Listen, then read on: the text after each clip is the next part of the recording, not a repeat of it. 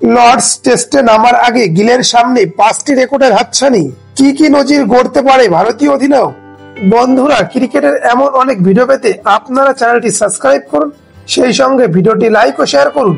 তৃতীয় টেস্টে নামার আগে গিলের সামনে 5টি কীর্তি, তার মধ্যে কয়টি কীর্তি গড়তে পারবে লর্ডসেই, চলুন দেখে নেওয়া যাক।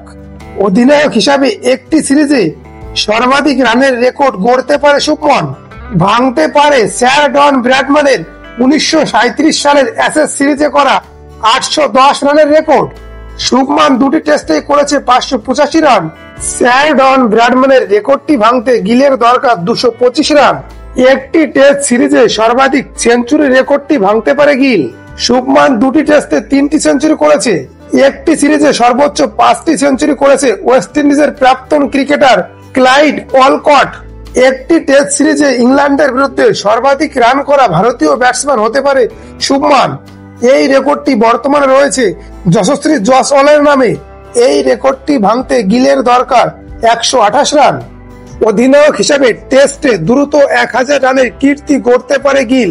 এই রেকর্ডটি রয়েছে স্যার ডন ব্র্যাডম্যানের দখলে। 11টি ইনিংস খেলে 1000 রান করেছে।